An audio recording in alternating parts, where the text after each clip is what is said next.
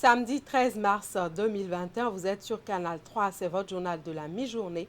Voici les titres de cette édition. Le chef de l'État échange avec une délégation du gouvernement des États-Unis d'Amérique sur la question du terrorisme. C'est un défi majeur pour les États et chacun d'eux multiplie les partenariats pour venir à bout du fléau. Le point de l'audience dans un court instant. La Cour royale d'Abomey œuvre pour la paix au Bénin. Fils et filles d'Abomey, dignitaires, adeptes, chefs de culte et bien d'autres se sont mobilisés autour du roi pour implorer les mânes de nos ancêtres afin qu'ils fassent régner la paix dans le pays. Célébration de la Journée internationale des droits des femmes. Les femmes de la vallée de l'Ouémé ne sont pas restées en marge de l'événement. Avec l'appui de Plan International Bénin, elles se sont retrouvées dans une ambiance festive meublée par plusieurs activités. Voilà pour le sommaire. Bienvenue. Merci de nous suivre. Eh bien, la question du terrorisme constitue un défi majeur pour les États et chacun d'eux multiplie les partenariats pour venir à bout du fléau. Pour une lutte efficace, le Bénin reçoit la disponibilité du gouvernement des États-Unis d'Amérique. Le chef de l'État, le président Patrice Talon, a donc échangé avec la partie américaine à travers le commandant des forces des opérations spéciales au commandement des États-Unis pour l'Afrique. Je vous propose de suivre son intervention à la fin de l'audience.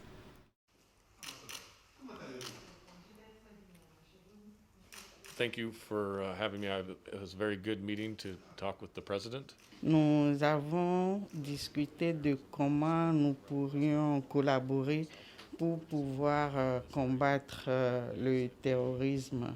Les États-Unis vont voir les différentes sortes de collaboration que les deux pays pourront avoir pour lutter contre ce fléau. We are partnered with several nations in West Africa to look at how we can work together to counter terrorism. Nous sommes en train de collaborer avec plusieurs pays déjà pour la lutte contre le terrorisme. Aucun pays ne pourra faire face à ce fléau seul. Nous allons voir comment nous pourrions aider le Bénin dans la formation et comment nous allons élaborer les stratégies nécessaires pour combattre le terrorisme au Bénin. In order to engage and defeat and prevent terrorism. C'est une menace transfrontalière et nous, en tant que partenaires, devons l'affronter ensemble. Et nous sommes vos partenaires dans cette lutte essentielle. C'était une discussion très fructueuse et Monsieur le Président était très généreux avec son temps et nous avons trouvé la discussion très constructive. Et je voudrais remercier Monsieur le Président et toute son équipe pour leur temps et pour les résultats de la discussion. Il y a deux messages importants de la part du Président. Le Président voudrait que l'on puisse renforcer les capacités de notre armée, de nos forces. Le Président a raconté les réformes drastiques qui ont été conduites dans ce pays et qui continuent. Par exemple, la fusion de la police et de la gendarmerie, mais aussi les réformes qui sont en cours au niveau de l'armée et qui commencent par monter les résultats. La deuxième chose importante, c'est que le président a dit « Nous ne sommes pas dans une position où nous allons seulement attendre du partenaire. » Donc le président a apprécié l'aide que les Américains nous apportent dans ce domaine, mais il a dit que le gouvernement de notre pays, le gouvernement du Bénin, est prêt à prélever sur ses ressources propres de l'argent pour compléter ce que nos amis américains pourraient apporter dans le cadre de leur assistance. Et il a donné l'assurance à ses visiteurs qu'ils ne seront pas déçus de la manière dont nous allons conduire, nous allons absorber cette assistance qui est apportée à notre pays. Le président a voulu montrer là la détermination du gouvernement à lutter contre le terrorisme. La détermination du gouvernement à participer à toutes les initiatives sous-régionales, régionales mais globales aussi, pour lutter contre ce phénomène-là, parce que ce sont des vies innocentes qui sont perdues. Donc notre pays est prêt à renforcer sa coopération avec les États-Unis d'Amérique qui viennent généreusement vers nous pour pouvoir s'associer à la lutte contre le terrorisme, contre la violence gratuite. Et c'est tout le sens du message que le président essaie de passer. Et il a beaucoup apprécié que le gouvernement américain ait dépêché le général Anderson auprès de lui ce jour. On parle maintenant du séminaire de sensibilisation sur la sécurité sociale. Eh bien, c'est à travers une rencontre d'échange entre les partenaires sociaux et les acteurs de la sécurité sociale. Thème central des assises, droits et devoirs des travailleurs et des employeurs en matière de sécurité sociale. Le point dans ce reportage signé Nagui Balagbe et Moufid Sabouran.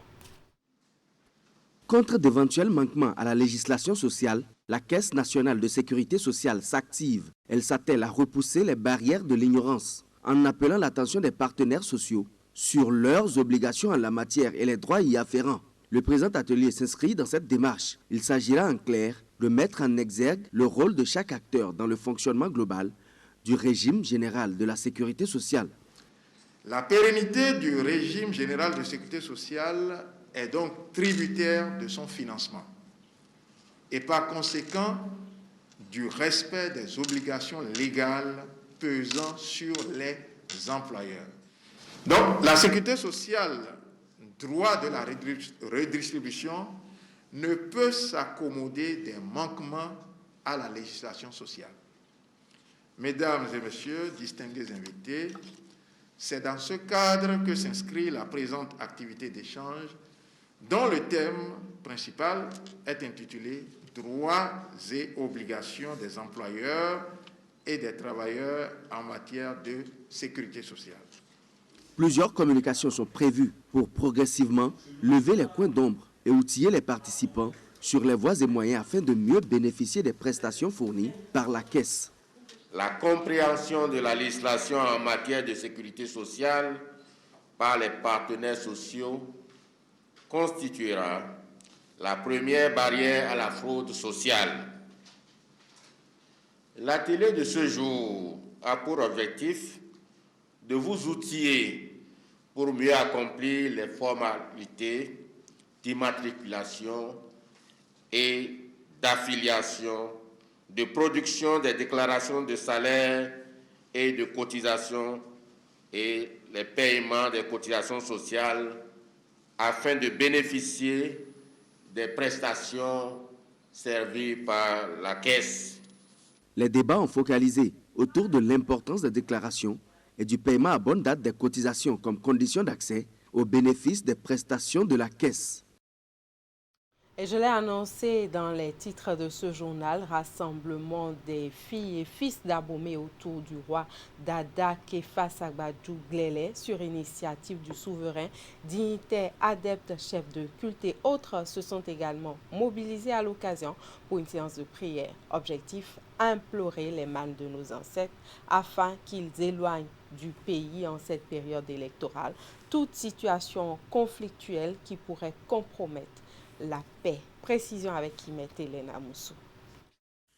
Offrande, prière et libation pour faire régner la paix au Bénin en cette période électorale. Sur invitation du roi d'Abomey, sujets et dignitaires, ministres de la cour et autres convives se sont retrouvés pour des rituels. Ensemble, ils ont invoqué les esprits du bien ainsi que les mânes des ancêtres.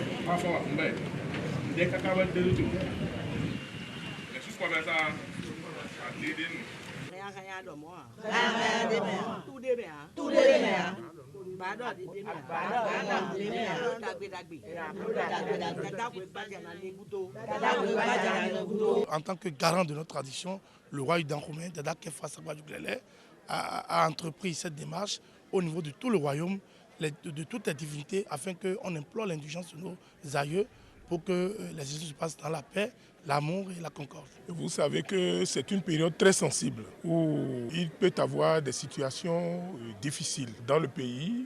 Le roi a souhaité rassembler tous ses enfants et donner des conseils, prôner la paix, la tolérance jusqu'aux élections présidentielles pour que tout se passe très bien. La cérémonie du palais lance les hostilités qui vont durer plusieurs semaines. À la suite de ce rassemblement, têtes couronnées, prêtres, adeptes du vaudou, chefs de culte et autres responsables à divers niveaux de la religion endogène sont renvoyés vers les différents temples et couvents.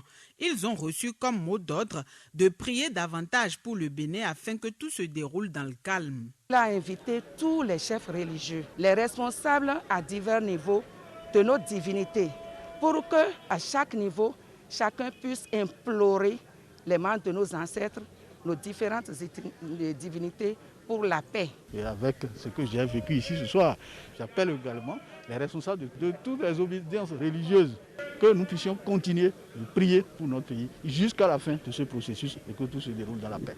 À cet appel à la prière de Dada Kefa Sagbadou Glele et sa cour ont répondu filles et fils du royaume, mais aussi des personnages politico-administratifs. Tous ont salué la démarche du souverain. Chaque Béninois, en ce qui le concerne, a également été invité à la culture de la tolérance. Donc il souhaite que les élections soient paisibles, il souhaite que la paix règne dans le pays, il souhaite que les citoyennes et les citoyens de ce pays aillent voter selon leur conscience, mais qu'ils aillent voter et que ceci se fasse dans une sorte de convivialité, conformément un peu à l'un des termes de notre devise, à savoir la fraternité. Et j'ai été frappé par l'organisation, la discipline, le respect des traditions. Donc mon impression est une impression de satisfaction. Je viens là à ma double qualité de ministre membre du gouvernement, mais aussi d'une personne qui a quand même des liens que personne n'ignore avec cette couronne-là, la couronne du Dahomey. L'événement de ce mercredi après-midi au Palais Royal Ouéronji à Abomey revêt pour les uns et les autres une importance capitale. Il est organisé à la veille de chaque consultation électorale et permet de conjurer les mauvais sorts, de même que tous les obstacles qui pourraient entraver le bon déroulement du processus électoral.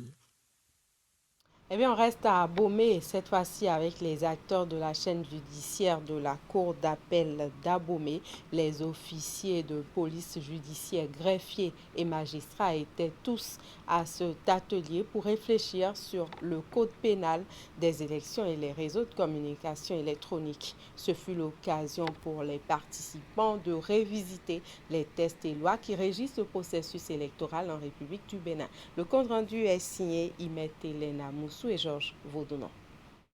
Au cours de ce conclave, les acteurs de la chaîne judiciaire du ressort de la Cour d'appel d'Abomey vont se pencher sur les questions de sécurité en période électorale.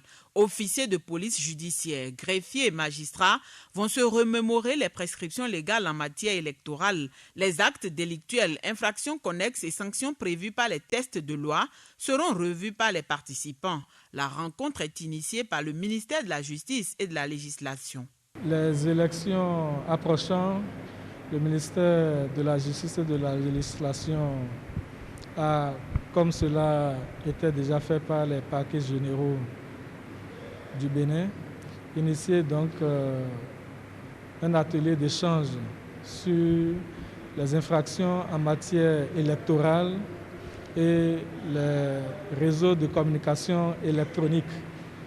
Donc les échanges ont tourné autour de cette thématique-là. Il était question pour nous de discuter avec les collègues, chacun pris en ses grands grades de qualité, et la compagnie judiciaire de toutes les atteintes en matière électorale, notamment les atteintes au code pénal, au code électoral de 2018, de 2019 et au code numérique et au code de l'information et de la communication.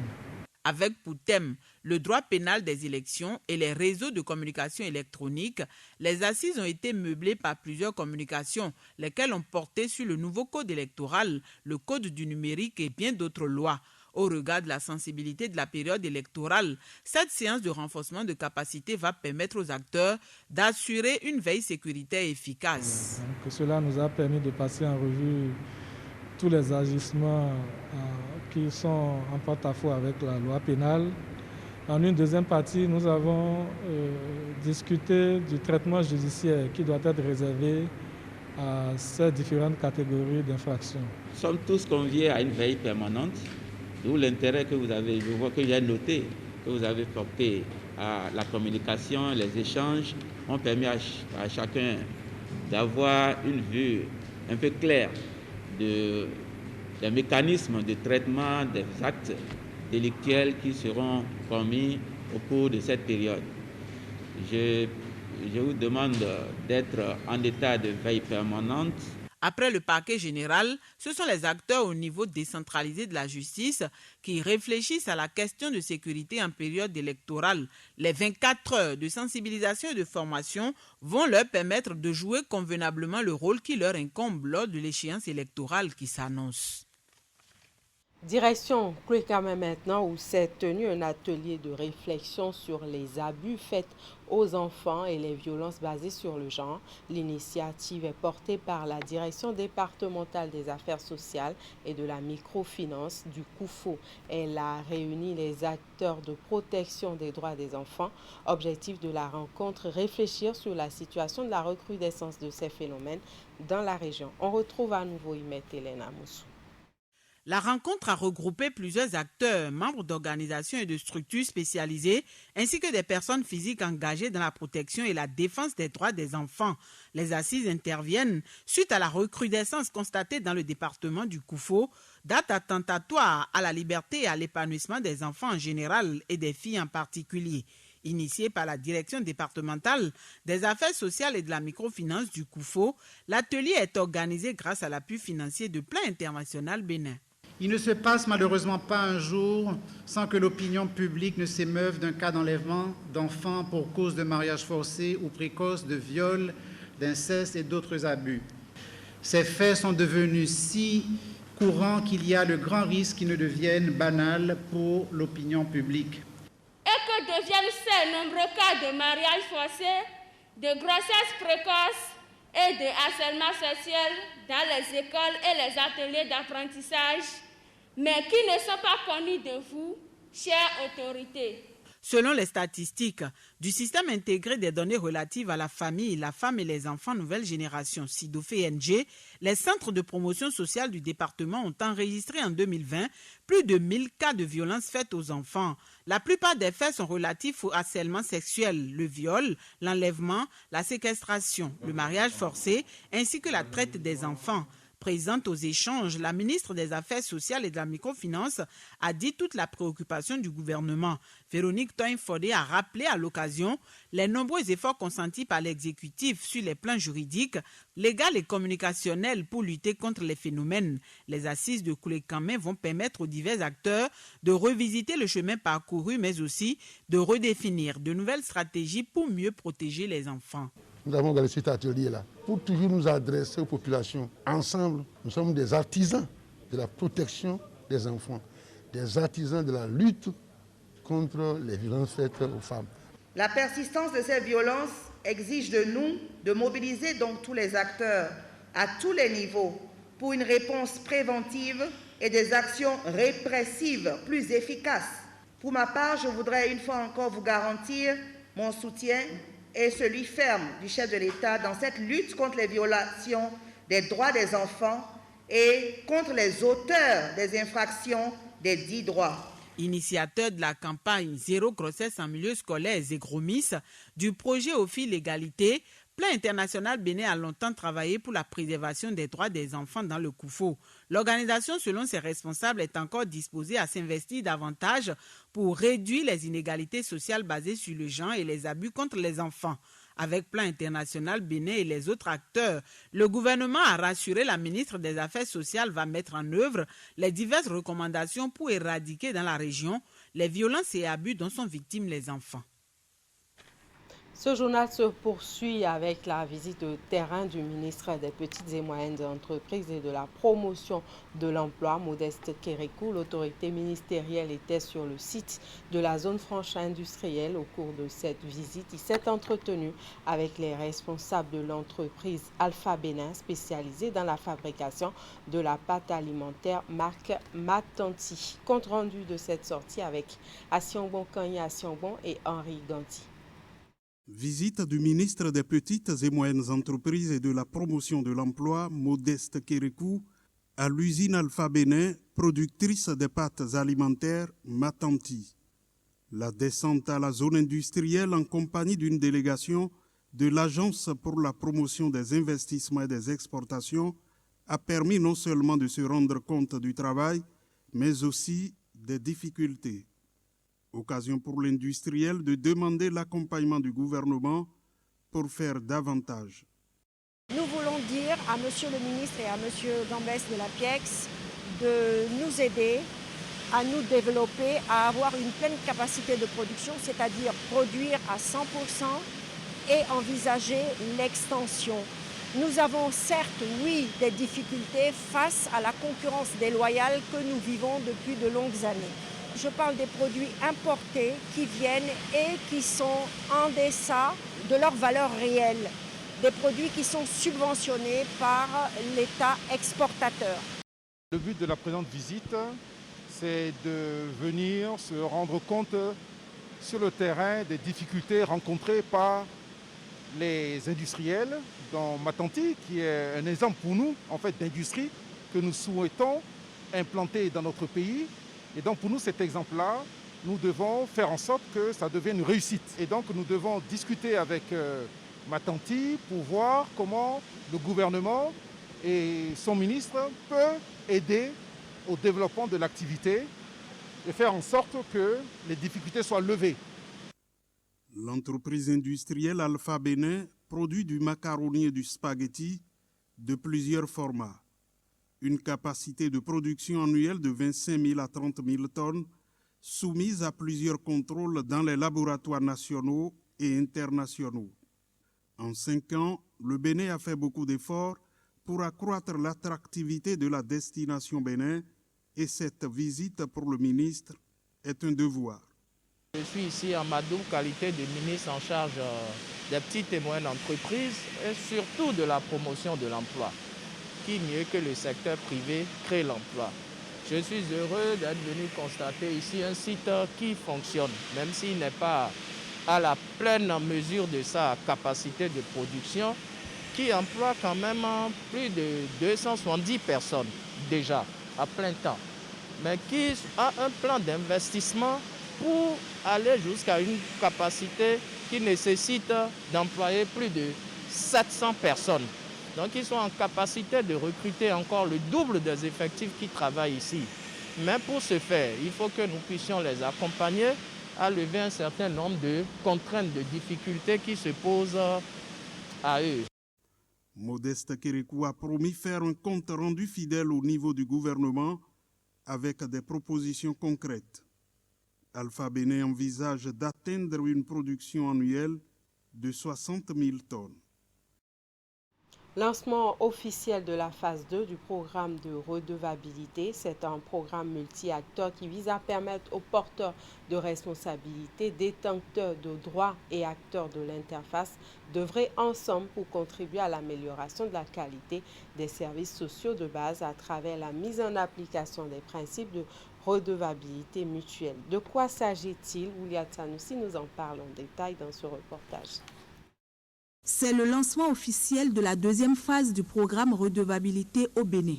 L'objectif de ce programme, financé par la coopération suisse, est que les citoyens jouissent de plus en plus de leurs droits socio-économiques et politiques grâce à la systématisation de la demande et de l'offre de redevabilité et à l'efficacité des institutions de régulation et de contrôle.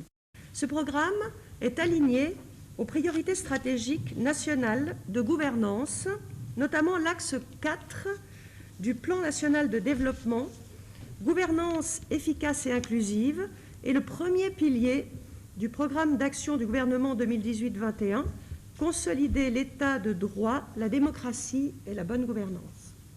Le programme que nous lançons aujourd'hui a ainsi pour ambition de servir de terreau à une culture de la pratique de la redevabilité au Bénin, à l'ouverture renforcée d'espaces de dialogue, d'interaction et d'influence réciproque, afin de créer les meilleures conditions d'accès des citoyens aux services socio-économiques de qualité et ainsi à l'amélioration des conditions de vie des populations. Cet objectif est certes ambitieux, mais je ne doute pas que grâce aux efforts conjugués de nous toutes et tous et à l'engagement continu de toutes les parties prenantes, nous y parviendrons. Cette deuxième phase est mise en œuvre depuis fin 2020 par le bureau d'études allemand GFA Consulting Group, dont le chef d'équipe Henri Vallot a présenté à l'assistance les résultats importants de la première phase. Et dans cette promotion de la redevabilité au Bénin sont associés la société civile et les acteurs communaux. Je veux également nourrir l'espoir que sur la base de divers accompagnements en vue, l'action de la société civile complétera davantage celle des pouvoirs publics et aidera ces derniers à continuellement améliorer la qualité des services au profit des populations. J'espère que nos capacités seront davantage renforcées et que nous bénéficierons de l'accompagnement de personnes averties pour de meilleurs moments de reddition de comptes dans nos communes. Mon vœu le plus profond est qu'à l'évaluation de ce programme en 2024, nous fassions tous le constat que la redevabilité est totalement rentrée dans les habitudes des collectivités territoriales au Bénin et que le niveau central s'inspire de nos bonnes pratiques pour améliorer les siennes. Le programme redevabilité est mis en œuvre depuis 2016 et couvre une période de 12 ans. La phase 2, qui a démarré en 2020, prend fin en 2024. La reddition de comptes et la redevabilité sont des principes chers au gouvernement qui a ainsi renforcé son arsenal normatif et institutionnel en adoptant divers instruments. La cérémonie de ce matin vise non seulement à lancer la phase 2 du programme de redevabilité, mais aussi à procéder à une première réunion du comité d'orientation stratégique COS du programme qui va consacrer définitivement la mise en activité ou la mise en service de ce programme. À l'issue de cette séance, le garde des Sceaux s'engage à prendre un arrêté interministériel pour en déterminer les missions. Tout en remerciant la coopération suisse pour son appui, l'autorité invite le COS et ses membres à véritablement s'imprégner de la théorie de redevabilité et à s'approprier surtout la gestion axée sur les résultats. Lancement du projet Accroître la productivité de l'eau pour une production agricole durable. Il s'agit d'un projet qui veut amener les différents acteurs à faire une bonne gestion de l'eau pour plus de performances dans l'agriculture. Objectif, améliorer la nutrition et garantir la sécurité alimentaire. Retour sur les temps forts de la cérémonie d'ouverture de cet atelier dans ce reportage signé Clément Achadé. Le projet FIDA-FAO entre dans sa phase pratique pour une production agricole durable et sensible à la nutrition. Avant sa mise en œuvre proprement dite, les participants à cet atelier se penchent sur la problématique de l'eau dans le développement de l'agriculture. Un cadre pour faire des propositions concrètes pouvant solutionner le problème de quantité et de répartition de l'eau pendant les campagnes agricoles. Cet atelier vient donc en effet lancer la machine de gestion efficiente de l'eau pour accroître la productivité. Ceci grâce à une méthodologie dotée d'outils et de techniques que les producteurs peuvent désormais exploiter. Les chercheurs vont mettre ensemble leur savoir et développer des pratiques qui vont permettre à nos producteurs de mieux gérer l'eau pour accroître la production agricole sensible aux gens. Et dans le cadre des activités du projet, il est prévu le renforcement des capacités tant au niveau local qu'au niveau national et surtout aussi d'organiser les différents acteurs pour avoir une meilleure coordination des politiques et des projets en vue d'une gestion efficiente de l'eau, toujours pour assurer une production agricole durable, sensible à la nutrition. Cette initiative de l'Organisation des Nations Unies pour l'alimentation et l'agriculture se révèle comme la stratégie mondiale pour accroître la productivité de l'eau pour une production agricole durable. Une stratégie axée sur la nutrition et une amélioration de la sécurité alimentaire. Et pour l'atteinte de ces objectifs, la FAO développe des approches pouvant aider les producteurs à faire des cultures de contre-saison qui sont rentables. Le premier résultat est relatif à la création. Ensemble, vous allez identifier les synergies et les complémentarités avec les projets existants dans les pays pour une collaboration potentielle. Donc la gestion de l'eau est vraiment un problème mondial et c'est pour ça que l'Assemblée générale des Nations Unies a décrété la décennie d'action mondiale de l'eau 2018-2028 et la décennie d'action mondiale de la nutrition 2015-2025. Donc ce que nous faisons actuellement dans le cadre de ce projet, ça rime bien sur cette décennie d'action décrétée par l'Assemblée générale des Nations Unies. Le projet est soutenu par le ministère en charge de l'agriculture qui s'engage à collaborer avec la FAO. Cet atelier de lancement permet de présenter aux participants les grands axes retenus et les derniers réglages avant la mise en œuvre du projet. Un projet financé par le FIDA et qui sera mis en œuvre par la FAO. Les travaux de l'atelier permettront également de réajuster les objectifs et les résultats attendus. Au chapitre de l'actualité relative à la célébration de la Journée internationale des droits de la femme, à présent, les femmes de l'administration fiscale ne sont pas restées en marge de cette célébration. C'était à travers des réflexions sur comment vaincre la pandémie de la COVID-19 pour un monde égalitaire, une organisation à mettre à l'actif du Comité des femmes de la Direction générale des impôts. Précision. C'est une tradition qui se répète ici à la salle de conférence de Sem City. Les femmes de la Direction générale des impôts célèbrent la Journée internationale des droits des femmes. Et pour cette 4e édition, le Comité des femmes de l'administration fiscale a choisi fêter dans le strict respect des gestes barrières. À travers cette célébration, le comité entend regrouper les femmes des impôts pour plus de résultats, mais aussi défendre leurs droits. Une vision soutenue par les premiers responsables de la Direction générale des impôts et le ministre de l'économie et des finances Romuald Wadaï. Pour la présidente de ce comité, les femmes des impôts doivent prendre une part active dans la guerre contre la pandémie de Covid-19. Ceci pour rester collé à la thématique de l'édition 2021 de la GIF. Ce thème célèbre les incroyables efforts déployés par les femmes et les filles du monde entier pour lutter contre le virus. Il s'aligne également sur le fait que les femmes sont aussi en première ligne face à la crise de Covid-19. C'est le lieu de féliciter le gouvernement pour les innombrables efforts déployés dans le but d'éradiquer la pandémie. Je ne saurais terminer mes propos sans remercier toute l'équipe qui m'a accompagnée dans l'organisation de cet événement. Mes remerciements vont aussi à l'endroit de vous tous, qui ne manquez pas d'apporter votre soutien aux activités organisées par la DGI. À l'occasion, le Comité des femmes des impôts du Bénin a invité des experts pour des communications liées au thème de la journée retenue au plan mondial. Pour ce faire, la première communication porte sur l'impact de la COVID-19 sur la santé des femmes et la seconde porte sur le harcèlement sexuel en milieu professionnel. Pour le représentant du directeur général des impôts, le choix de ce thème de communication est la preuve que les femmes de l'administration fiscale connaissent l'importance de leur rôle dans la société. Nous avons le rôle, vous avez le rôle, l'obligation de servir de relais dans le cadre de cette sensibilisation pour que le taux qui est déjà faible dans notre pays soit réduit à sa proportion congrue. Je vous invite également au sein de notre direction générale des impôts, notre maître mot, c'est le genre.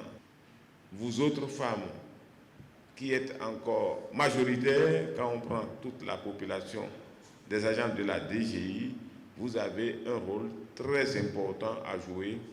Et sachez que la direction générale des impôts compte sur vous pour réaliser davantage de résultats plus performants et prenez votre place. Le comité des femmes des impôts du Bénin a saisi l'occasion pour organiser une séance de dépistage sur place afin de connaître l'état de santé des femmes et autres invités conviés à cette 4e édition de la GIF. À travers cette célébration, les membres du comité s'engagent à nouveau pour jouer davantage leur rôle dans le processus de dématérialisation et de modernisation en cours au sein de la Direction générale des impôts. Journée internationale des droits de la femme, cette fois-ci avec le collectif des femmes de l'Université d'Abomey-Calavi. Plusieurs activités étaient organisées dans ce cadre, dont une communication sur le thème leadership féminin, femmes et énergie renouvelable pour un futur égalitaire dans le contexte de la COVID-19. Le reportage est signé Oudia Tanoussi et Moufid Saboura. Le collectif des femmes de l'UAC et du COUSAC célèbre le 8 mars. S'inspirant du thème au niveau mondial, la journée de la femme à l'UAC a porté sur leadership féminin, femmes et énergie renouvelable pour un futur égalitaire dans le contexte de la COVID-19. Si nous voulons être des femmes leaders, nous devons donner le bon exemple par nos faits et gestes. disons simplement pas à notre travail. Et parlant de gestes, nous ne pouvons pas rester en marge de la pandémie qui secoue actuellement l'humanité tout entière. Pour y remédier, nous devons observer les mesures barrières. Puisqu'on ne finit pas d'apprendre, je crois que nous savons maintenant à quoi nous en tenir pour faire triompher les valeurs d'équité et de paix, pour assurer le progrès des nations dont nous sommes les seules génitrices jusqu'à nouvel ordre. Cela signifie qu'il faut éliminer les barrières qui empêchent les femmes et les filles de passer au premier plan. Il est temps d'exploiter enfin pleinement le pouvoir du leadership des femmes pour assurer un avenir plus égalitaire, plus inclusif et plus durable. La particularité cette année est que les activités sont organisées en collaboration avec l'Association des femmes pour le développement durable et accéléré, la filière énergie renouvelable et système énergétique de l'UAC, le centre de volontariat, l'entrepreneuriat, la recherche et les innovations et l'ONG Agir pour un monde meilleur. Ce qui prouve, selon le recteur de l'université d'Abomey-Calavi, que le rôle de la femme est incontournable dans la société. Dans le cadre de la célébration du 8 mars, je voudrais qu'on s'assigne comme mission de travailler pour la reconnaissance de ce travail que les femmes font et dont nous ne mesurons pas toujours l'importance malheureusement. Raison supplémentaire pour féliciter les femmes et les hommes qui sont présents ici. Pour moi, vous faites partie de la crème. Pour moi, vous faites partie des personnes qui se préoccupent le plus du combat que nous devons mener aux côtés des femmes. Nous devons mener ensemble. Parce que la réussite des femmes, c'est la réussite de nous tous. La réussite des femmes, c'est la garantie du progrès pour nos sociétés. Il y a 2 ans, le collectif des femmes a initié un projet de construction d'une crèche-garderie des Petits Anges de l'UAC. Une initiative qui prend corps à petits coups. Aujourd'hui, nous pouvons dire que nous sommes, selon les exigences du ministère des Affaires sociales et de la microfinance, à 43% de réalisation. Ce défi, on va le relever ensemble. Je voudrais, devant vous tous ici, prendre l'engagement que le rectorat va continuer de vous accompagner et la crèche, elle va prendre corps. La crèche va prendre corps. Et nous aurons le bonheur de voir nos enfants, petits-enfants s'y épanouir. C'est important. Ça fait partie des conditions d'amélioration de la vie des femmes. L'engagement du recteur de l'UAC dans cette initiative est salué par toutes les femmes, puisque cela constitue pour elles un grand pas vers leur épanouissement. Grâce à l'ONG Plan International Bénin, les femmes de la vallée de l'Ouémé ont aussi célébré la Journée internationale des droits de la femme, une célébration qui s'est déroulée autour du thème « Liberté et sécurité des filles et jeunes femmes en ligne pour la lutte contre la COVID-19 ». Le point des manifestations dans ce reportage.